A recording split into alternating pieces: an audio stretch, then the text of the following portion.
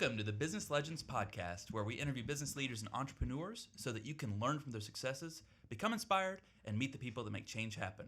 I'm the host of the show, Reese Arlen, along with my co-host, Christian Webb. Say hello to the mighty people. Hello. Today's a good day if you need a ton of laundry done. Yeah, this guy I'm sure is you the do. man. I have seen your house. As a matter of fact, Christian's wearing my shirt right now, if you couldn't tell.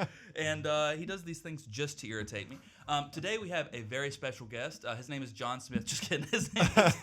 His name is Alex Smereczniak with 2U Laundry and Laundro Lab. And it was so much to remember that we actually wrote it for the first time on the whiteboard behind. And we were joking about how funny it would be if his name was actually John Smith. But Alex, thank you so much for joining us this morning. Thanks for having me. We can absolutely help you guys with the laundry, and just happy to be here. Appreciate you having me on. Yeah, most definitely. So let's go back in time a little bit. We spoke about it before the show, but 2015-ish is when the story begins, and you're living in a 3-bedroom house with like 8 dudes. Is that right? That's what we heard. Yeah. Oh my goodness. So tell us about that, and you know, how did this whole dream begin? Yeah, so the origin story is started at Wake Forest University. That's where Okay. I went undergrad there.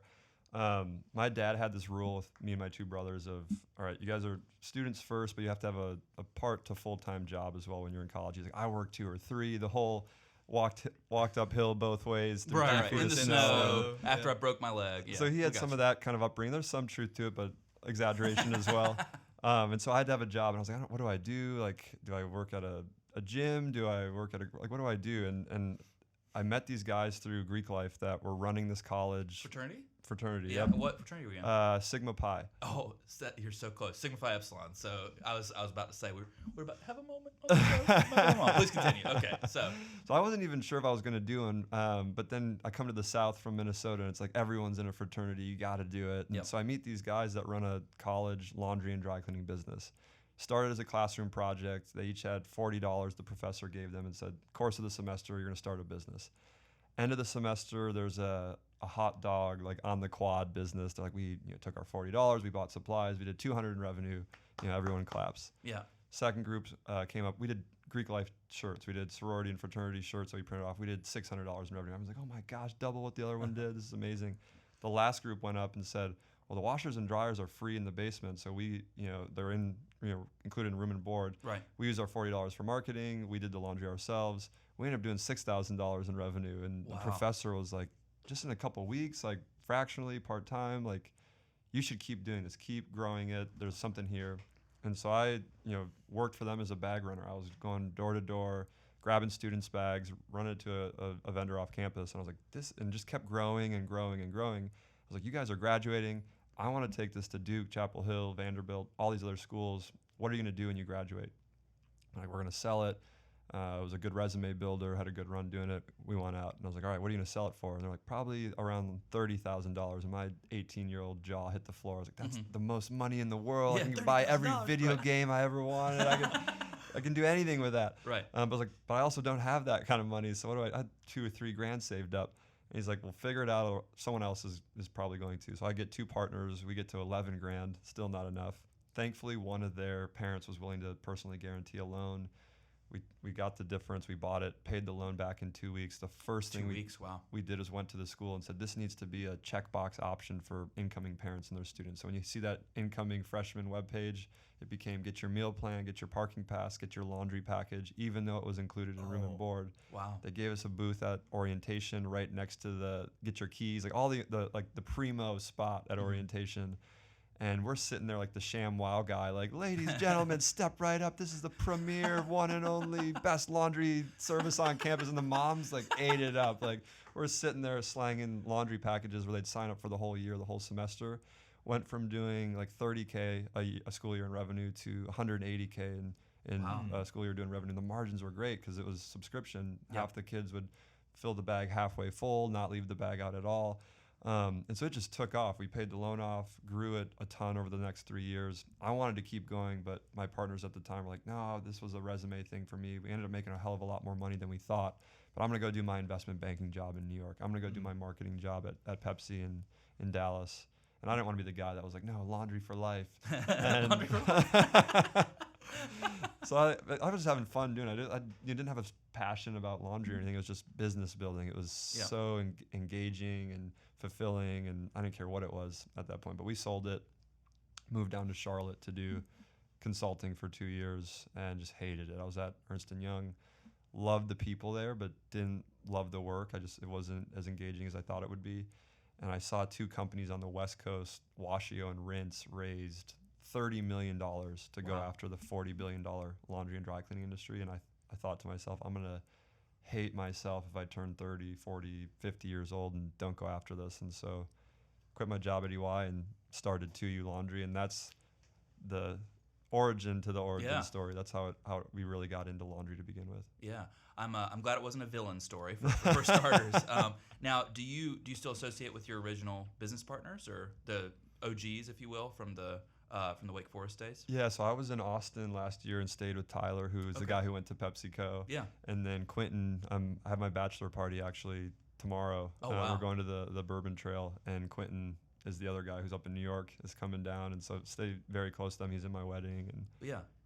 Do they wish they would have stuck it out, or do they enjoy their positions? so I think a mixed bag. Like Tyler, I think has gone on to work at some startups and loves the same reason I think I love doing 2U and Laundry Lab is the ability to build things and move quickly. He learned the ropes at PepsiCo. I mean, one of the best.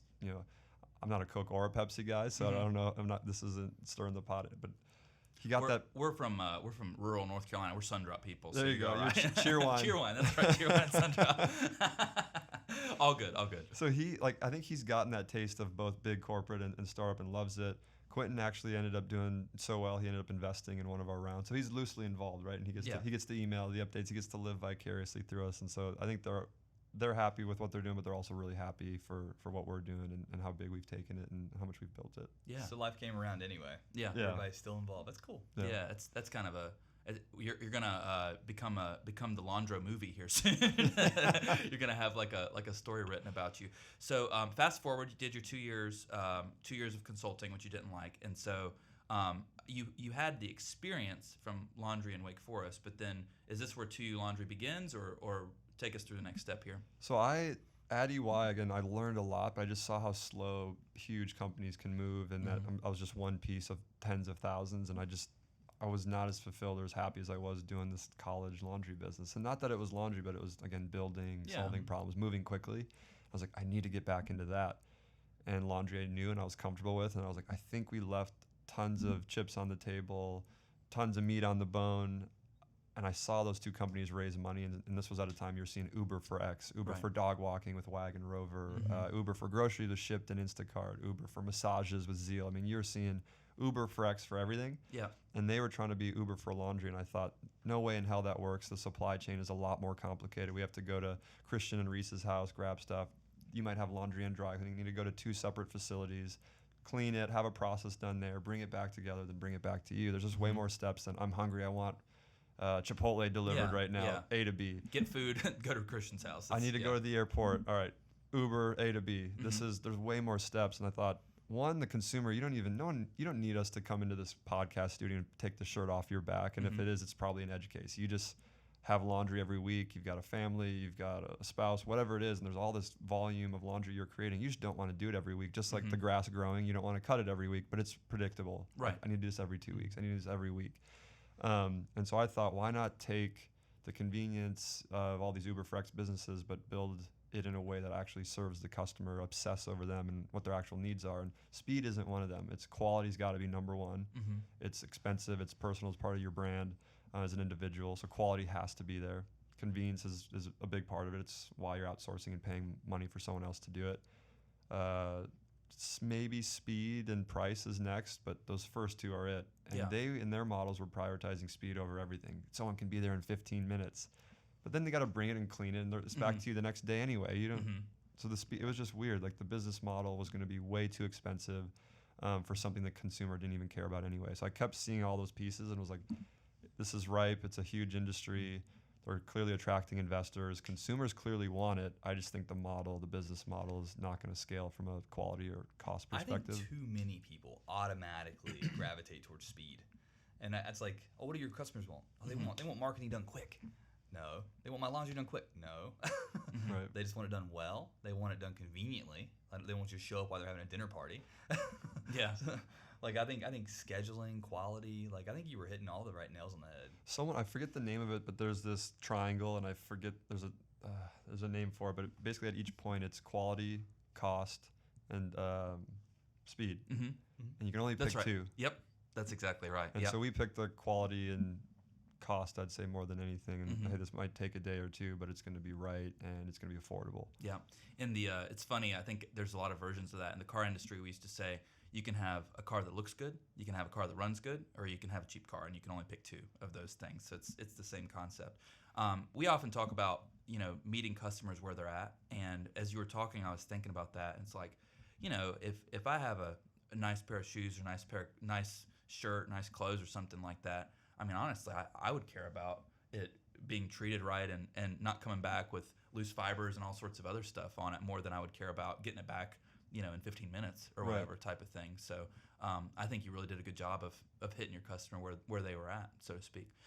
So tell us a little bit, and if I'm not mistaken, when I was stalking you beforehand, just kidding, when I was looking up your company on LinkedIn and stuff, one of your guarantees for 2U Laundry is that it comes back in a day. Is that correct? Yep. So everything's one day. So we still had some element of speed because you've got kids' baseball uniforms and they've got a Mhm. tournament this weekend. And so we wanted to be able to have the option to get it there. Yeah. In a decent turnaround. But again, quality was everything, convenience.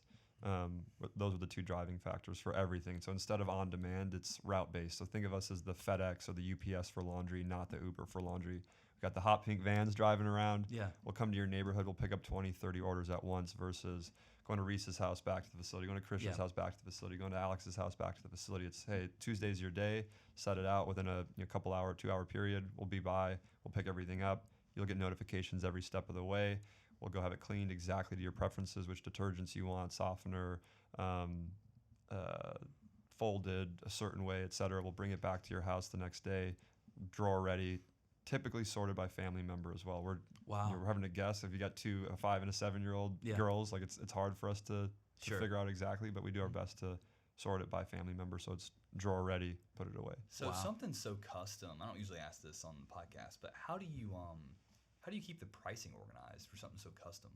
So for the laundry, a lot of people will charge per pound, but if I put a pile of clothes on this table and I ask you how much do you think this weighs, you're going to be so off. Like you Yeah. have no idea. It's because we don't think that way. We probably think of loads or hampers or something like that. So we charge per bag, which the price point before you're getting into it. Because a lot of things from competitors we found were, I thought it was gonna be like $40. It was 90, Mhm. and people are upset now. There's sticker shock. There's hesitancy now I don't know if I want to send that out because it could Right. be $100. The bag is $40. You know what you're getting. We articulate on the website. There's videos that show how much can fit. This is roughly 3 or 4 loads of laundry. So then you're back in, okay, a load is $7. Through them. This is a pretty good deal. I'll pay Mhm. $7 to not fold a whole load of laundry. Mhm. So we charge per bag on the laundry, and then dry cleaning. What we're all used to is per piece. You go in. It's $3 for a shirt. It's $6 for a suit. So that's all the same.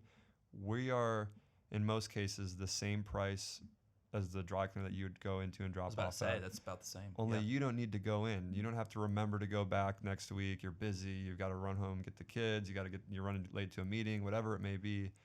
It just shows up. It's there when you get back. Same price. Some items a slight premium, but again, what's the cost of your time and Mhm. the gas and the headache of having to remember to chase it down?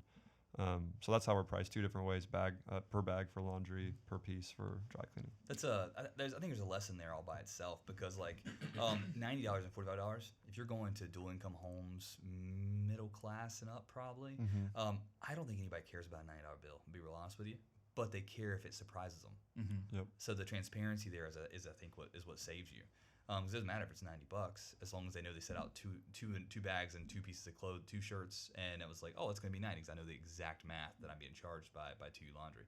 I think that transparency model's brilliant. And it changes. Like you could have a bag full of linens and Yeah. towels, and towels are heavy, or it's winter and you got jeans and a jacket, and just it's fluctuating. And some people want to have this budget and just like getting the grass cut or a home cleaner coming. You know what your cost is every month. Hey, we're contributing $500 a month towards services that make our life easier. Mhm. This one's just as predictable to lump in the exact same way. It's $40 a week is what it's going to cost me, but I'm not doing laundry hardly at all. And if I am, it's maybe a load or 2 here and there just to for a one-off thing that I do need quickly and more urgently. Yeah. One of the things, excuse me, one of the things that I found very interesting about when I was researching your company and things, and correct me if I'm mistaken, but it said something, 90+% of our customers have their own washer and dryer type of thing. So it's more of a matter of subscribing for convenience and not having to do that extra errand than it is, or extra task or whatever type of thing than it is like out of a necessity, so to speak. Think of it exactly as people not cutting their own grass. Some people might have a lawnmower and they don't use it anymore, and then they eventually like sell me. it. Like me. And then they sell it. Or the house cleaner. You've got Sure. cleaning supplies. You've got all the stuff to do it yourself, but it's the 4 or 5 hours you're going to spend doing it that you're like, I'd rather just get rid of this. And we're the same way. It's Like the me. most Yeah. it's the most hated household chore in the country. Yeah. Why not? Why isn't there a way to get rid of it? And I mean, not everybody, but those are the three things also that cause the most relationship drama. Like you're both very busy, and one of you don't get to something. What three things cause a relationship drama? Like laundry, cleaning, and mowing the grass. Like dishes. Yeah, like those are right there with money. I can't tell you, like, especially early days, Dan and I obsessed over, Dan's my co-founder, what are our customers saying? Why are they using us? And I can't tell you how many, again, dual income households, they're trying to divide who does what. And the stereotypical one is guy owns outside of the home, female owns inside of the home. And the guy starts outsourcing everything, and the female doesn't, and feels like, oh, this is part of my responsibility. And, I don't know, should I ask for this? Should I not ask for it? And I've had so many customers call and say, you have no idea. This is the bane of, like, we've had, I can probably still count on two hands, so it's not like it's hundreds, but 10 people crying about how laundry it's every day. I'm doing a load at night. I come home from a long day of work. I got to be a parent. I got to cook, or I got to help with X, Y, and Z. Me and my husband are trying to watch a TV show, but I'm folding clothes, and it never ends. Yeah. And This they're is like, actually this the is just reality. relief. And I'm like, I don't have kids yet. And this was, when we started, we were 23, 24. So I was way away from understanding this pain point fully as much as I do now, and hearing it in their voice, and just to your point in the day-to-day life of like, we got this to do, there's so much that piles up, especially when we're all attached to these and we're always on, and there's always things to do, and kids have activities, and it just never ends. Especially business owners.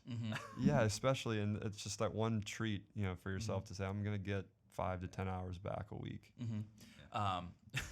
So what you're saying is 2U Laundry saves marriages. Trademark. Anyway, Seriously. Yeah, that's incredible. That's why, when Christian said that causes the most conflict, I'm not married either. So I was like, what, really? Like, Yeah, it I really just wouldn't does. expect that from the outside in, but it makes sense now that we're talking about it. Yeah, Kayla and I went through like 4 months of arguing about this stuff, and then we outsourced it, and we haven't argued since. Wow. Like it's that bad. That's crazy. It's just chores. Just chores in general. Well, to be fair, if you've ever seen Christian cut the grass, I think I would probably, I'd probably argue with him too if I was his wife. So tell us about, so I have a good understanding of 2U Laundry. Tell us about Laundry Lab. So where does that come into play? And that's more recent, last 3-4 years, is that correct? Yep, Or, we launched that in the spring of 21, and it was really, Okay. COVID was a bit of a silver lining for us. When we started 2U in 2016, we thought, hey, this is gonna be a tech-enabled service.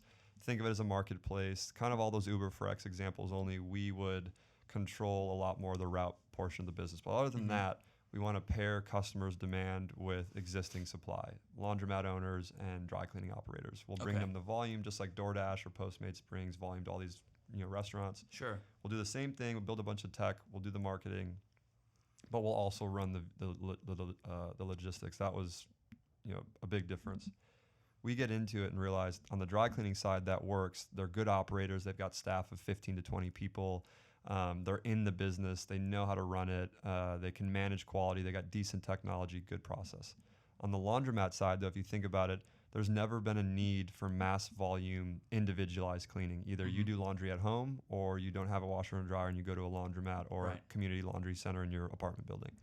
There hasn't been this outsourced service like there was dry cleaning, so there wasn't a supply chain. The laundromat owners are more like landlords. They collect cash. They got mailbox money at the end of the day. They're not having to manage a big team. They have maintenance guys come in every once in a while to fix the machines. That's it, though. Otherwise, it's all self-service. And so we and Washio and Rinse, those competitors I mentioned, we're going to those mom and pops and saying, hey, we're going to double your top line business. Their eyes lit up, their ears perk up, but you have to manage 10 to 15 employees. you're going to have to layer technology that we'll build for you because there just isn't anything that exists for this exact use case. And you're gonna have to implement process onto your business. And they're just like, yeah, I'll double my business. Double, yeah, what? okay, Double, I'll do it. double, yeah. Months go by. They're like, this sucks. I gotta actually be here. Instead of working 10 hours a week, I gotta hire people. Are hard. They turn over and they don't follow, the process. And I got all these quality issues. And this is a headache. It got to the point where Washio told us they were losing 1 out of every 5 people's orders or mixing your stuff together because there's just so much volume coming in. Wow. And there isn't an operator or process to follow. So we had to evolve the model, adapt, learn from that. We didn't have enough money to build a laundromat. So we're like, how do we get more control without having to buy hundreds of thousands of dollars worth of equipment? Mm-hmm. And we noticed laundromats generate 60-ish% of their revenue on the weekends. It's when people aren't working, they have time to do laundry just like anyone else would. Sure. Monday through Friday, blue collar, white collar, people are working for the most part, 9 to 5 or whatever the hours are. They're not doing laundry at 11 a.m. on a Tuesday. Mm-hmm. And so those laundromats are just sitting there full of really expensive equipment not being used. And so we went back to the owners and said, hey, can we rent out your off-hour capacity Monday through Friday? You can go back to working 5 to 10 hours a week and collecting mailbox money, only you'll get more of it because we're here using your machines. Mm-hmm. You don't have to manage people. We win because we don't have to buy equipment and we can use your underutilized capacity. And most importantly, our customers are going to get a much higher quality, consistent experience. So that was the next iteration. We started hiring our own W-2s to go into other people's laundromats. Quality shoots through the roof. We cut costs 15 to 20% doing it. We're all high-fiving. I think we're the first in the country as far as we were aware to tackle this industry with this approach.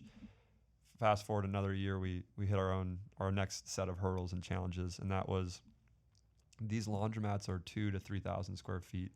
They're hole-in-the-wall businesses. They're mostly kind of unkept, a little disorganized, not clean. 20% of the machines are out of order, not working, and the owner's like, the other 80% work. Yeah, why don't I it's fine. I'm still making money. It's good.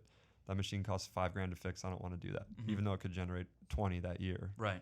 They're not thinking that way. They don't want to deal with it. So we're running into these issues of not enough space to do the volume we're doing in them because they're small footprints. The machines are unreliable. There's variability in all the machines, the owners, and we're like, we really need to vertically integrate and own our own stores. Still not bankable. Still trying to scrap by and figure this business out. And we have a stroke of luck and right timing. Electrolux, they're a $18 billion appliance company. They own brands like Frigidaire that we're all familiar with as consumers. HQ'd in Charlotte, right? Electrolux? We didn't know this. So shame on us for not knowing it. But in your backyard. Their North American headquarters is right here in Charlotte. An article came out about us in the Charlotte Business Journal. Hey, 2U Laundry, they got accepted into this Techstars accelerator, and they reach out and say, hey, have you ever thought about building your own stores? I'm aware of Washi, I'm aware of Rinse. I like that you guys are taking control of the quality and the process, but you've got to be running into headaches, going into these smaller stores. I'm like, you're exactly right. You took the words out of our mouth. We just aren't bankable. We're a startup that's burning through cash. We've raised money from outside investors. We don't want to use that money to buy equipment.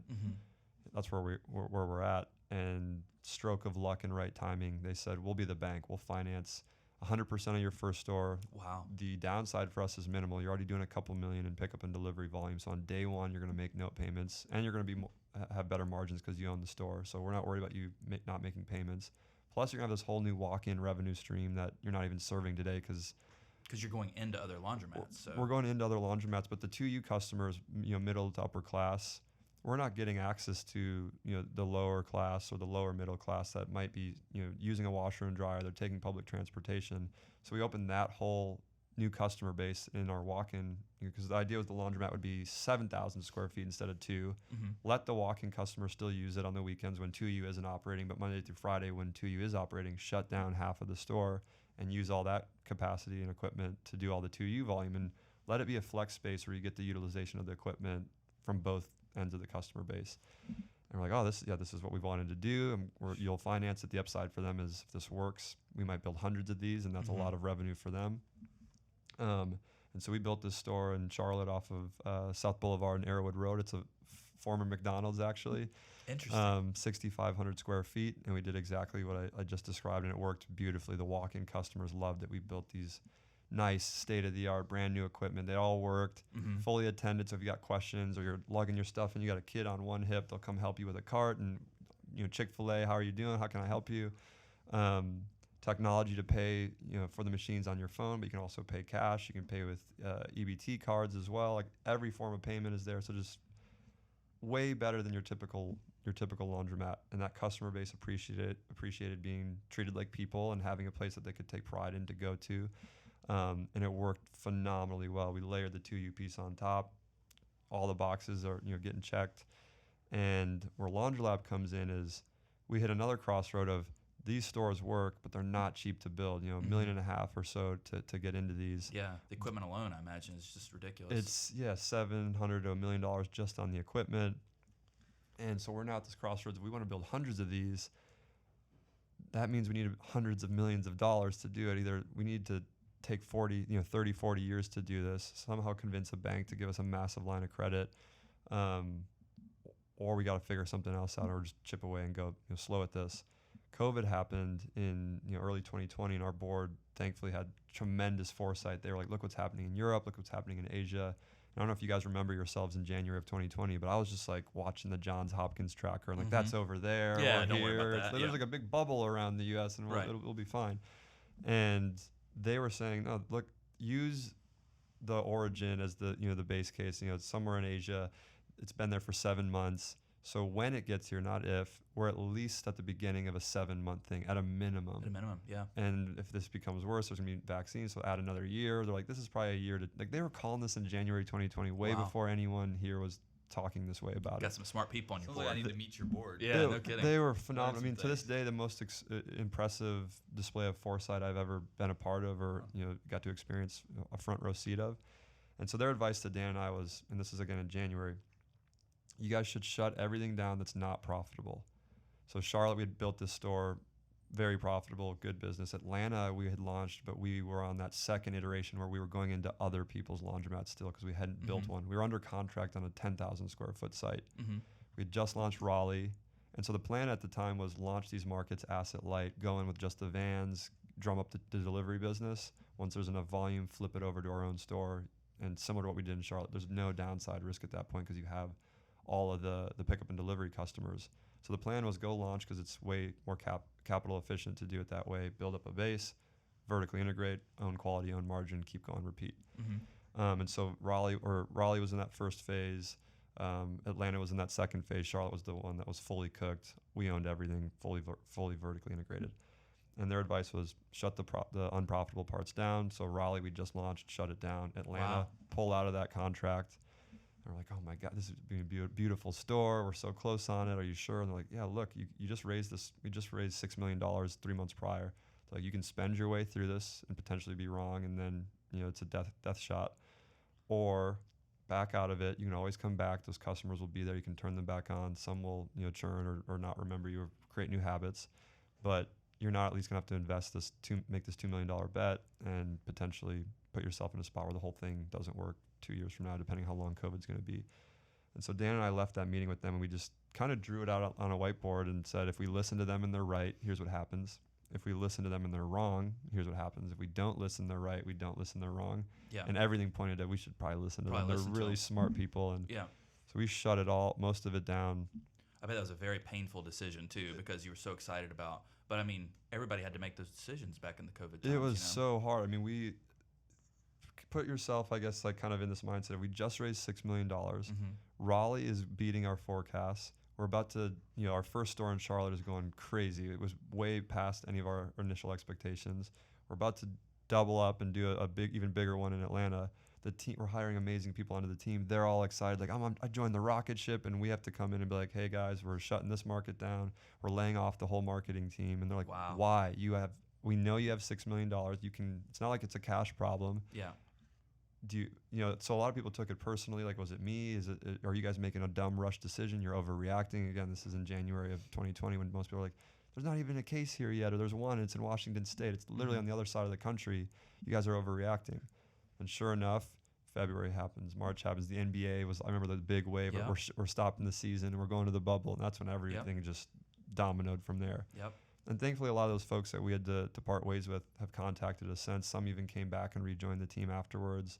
And a lot of the feedback was, it was hard at the time, but you guys 100% made the right decision, and I've gained more respect for you than I did, prior to COVID even happening. And it was good. It was reassuring to hear some of them come. They didn't have to come back, reach back, and say, "Hey, no hard feelings. I get what you did. I was upset at the time, but this was the right call, and it absolutely was the right. Yeah, it was absolutely the right call."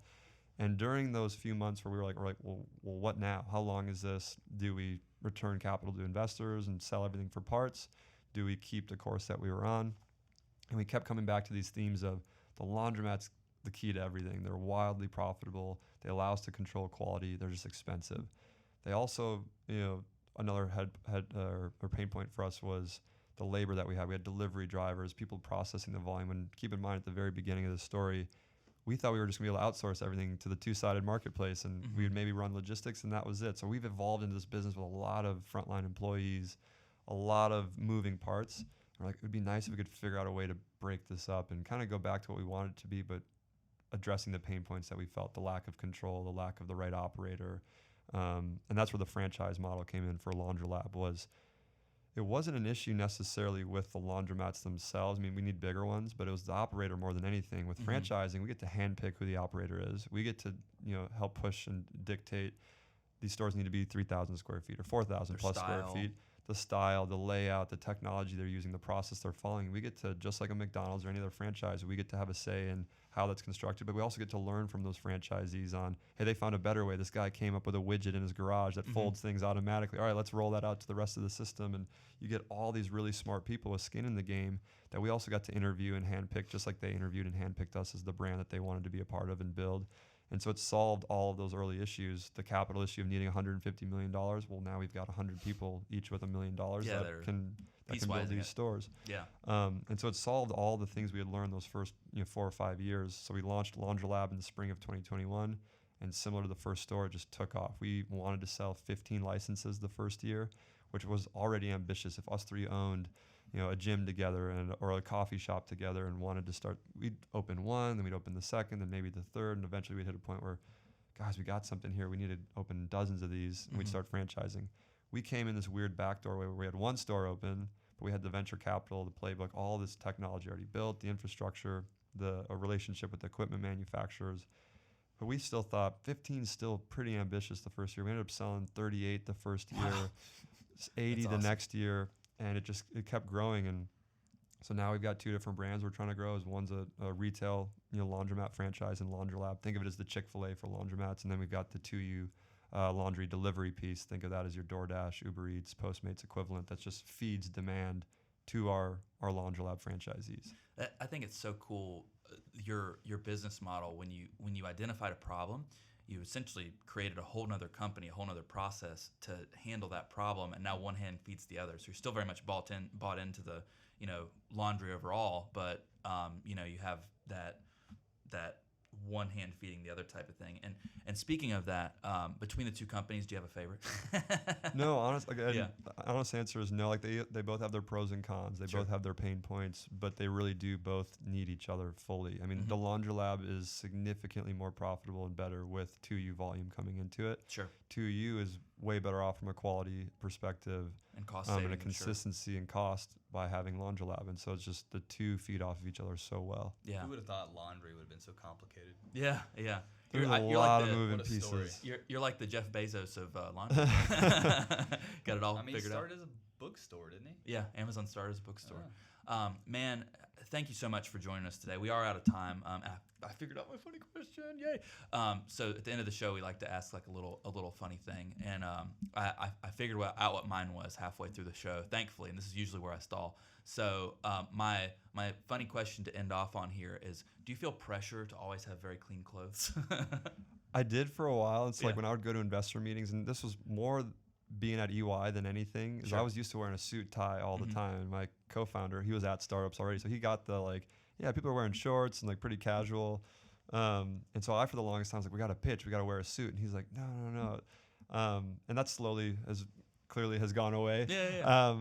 You look good, but casual at the same time. Yeah, we've become a lot more casual. But the first 3-4 years, especially when we were young, it actually helped to wear and dress up really nice, because a lot of these investors, they wanted to see, hey, they take themselves seriously. They run a laundry company. They got to be buttoned up and sharp. And so it's definitely there. But I've also learned that the right people, and the right partners and investors and employees are the ones that believe in you because of your merit and your capabilities and your results more so than the look. And so I've become a little bit more casual as a result. It's less thinking every day of what I got to wear and put on. And but the pressure was definitely there for a while, and sometimes it still is. Yeah, one of our business legends guests early on, his name's Mitch Perkison. His company is Stitched by Mitch, and he's a custom tailor, and he focuses on athletes. And he told me that he always feels pressure to be like the best dressed person in the room, given his industry. So anyway, that's where that comes from. Well, Alex Smereczniak, man, thank you so much for joining us today. Can't wait for lunch and sit down and talk about this more. But in the meantime, congratulations, my friend. You are a certified business legend. I appreciate it. Thanks for having me. Yep.